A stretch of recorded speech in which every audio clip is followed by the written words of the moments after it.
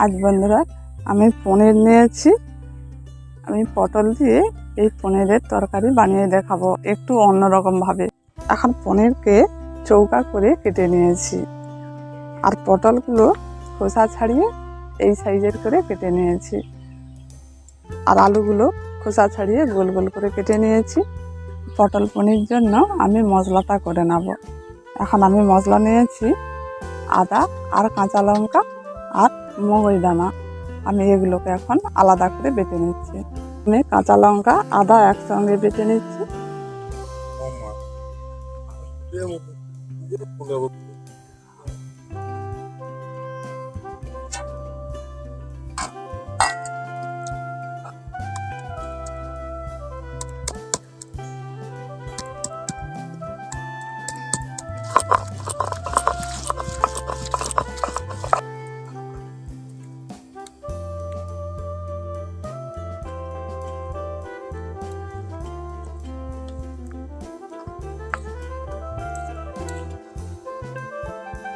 আর মগজদানাটা বেটে নিচ্ছি।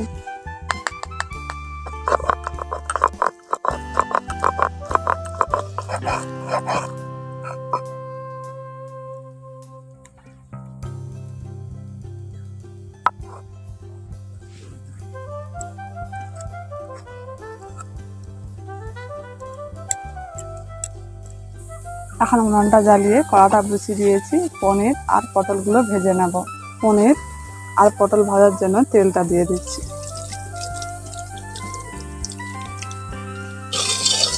তেলটা এখন গরম হয়ে গেছে, ওই তেলের মধ্যে পনিরগুলো দিয়ে দিচ্ছি।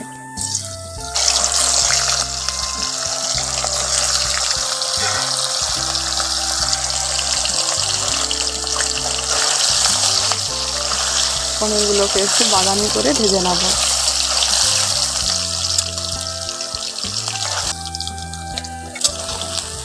পনিরগুলোকে এখন বাদামি করে একটু ভেজে নিয়েছি, তুলে নিচ্ছি। বেশি ভাজলে পনিরগুলো শক্ত হয়ে যাবে।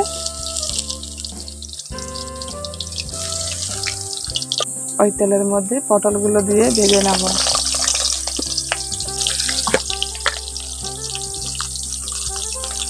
ওর মধ্যে একটু লবণ দিয়ে দিচ্ছি, অল্প করে হলুদ গুঁড়ো দিয়ে দিচ্ছি। লবণ আর হলুদ গুঁড়ো দিয়ে পটলগুলোকে ভেজে নিচ্ছি।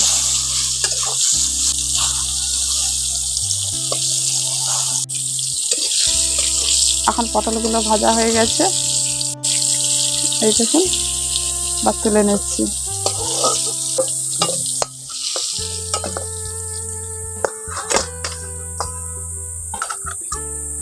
ওই তেলের মধ্যে আলুগুলো ভেজে নিচ্ছি।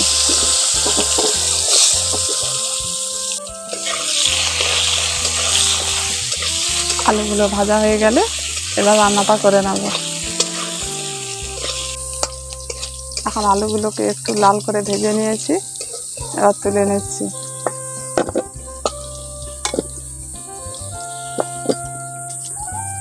ওই তেলের মধ্যে দুটো তেজপাতা দিয়ে দিচ্ছি, একটি দারুচিনি দিয়ে দিচ্ছি, দুটো এলাচ আর অল্প করে মৌরি।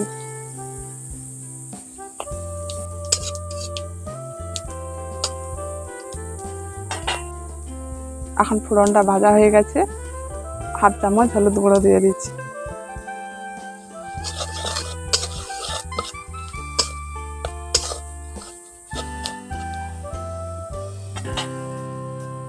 হলুদ গুঁড়ো দিয়ে ভালো করে মিশিয়ে নিয়েছি। এবার আদা কাঁচা লঙ্কা বাটাটা দিয়ে দিচ্ছি। আদাটাকে একটু ভালো করে ভেজে নিচ্ছি। আদাটাকে একটু ভেজে নিয়েছি, ওর মধ্যে একটু অল্প করে জল দিয়ে দিচ্ছি।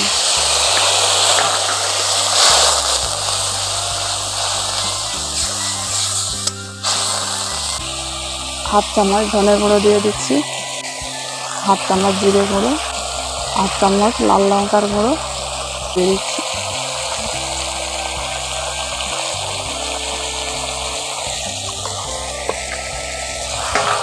ওগুলো দিয়ে ভালো করে একটু মিশিয়ে নিচ্ছি। মগজদানা বেটে রেখেছিলাম, মগজদানা বেটে রেখেছিলাম তার মধ্যে একটু অল্প করে জল দিয়ে ভালো করে মিশিয়ে ওর মধ্যে দিয়ে দেব। এখন মগজদানা বাটাটা দিয়ে দিচ্ছি।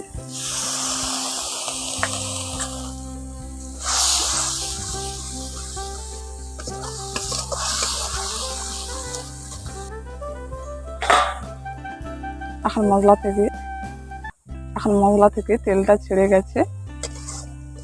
এবার এর মধ্যে দিয়ে দিচ্ছি ভেজে রাখা পটল আর আলু পটল দিয়ে ভালো করে একটু নাড়াচাড়া করে মিশিয়ে নিচ্ছি।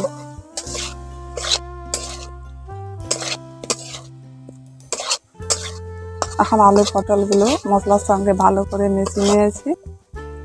এবার এর মধ্যে দিয়ে দিচ্ছি অল্প করে টক দইটা দিলে কিন্তু স্বাদটা ভালো হয়। টক দইটা দিয়ে ভালো করে আবার মিশিয়ে নিচ্ছি।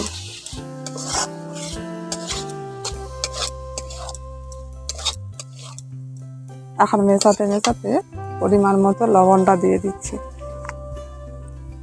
লবণ,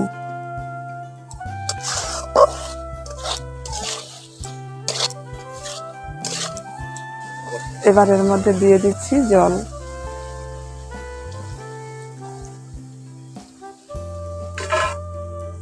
জলটা দিয়ে ভালো করে মিশিয়ে নিচ্ছি। জলটা একটু বেশি করে দিয়েছি, আলু পটলগুলো সিদ্ধ হবে। কিছুক্ষণ ধরে হালকা আঁচে এটাকে এখন ফুটিয়ে নেব।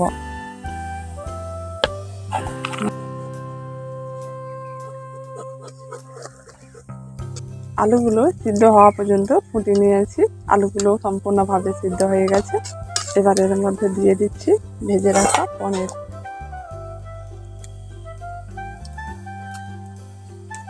পনিরগুলো দিয়ে ভালো করে নাড়াচাড়া করে মিশিয়ে নিচ্ছি।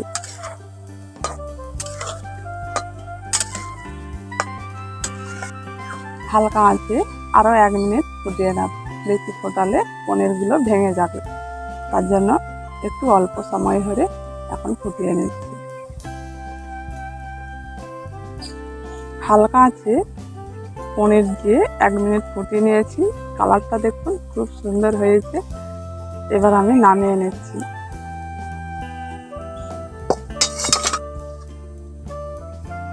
এর উপরে অল্প করে ধনেপাতা কুচি ছড়িয়ে দিচ্ছি। খুবই সুন্দর টেস্টি হবে। এখন পটল পনির রেসিপিটা সম্পূর্ণভাবে রেডি। আর যদি ভালো লেগে থাকে একটি কমেন্ট করবেন আর শেয়ার করে দেবেন।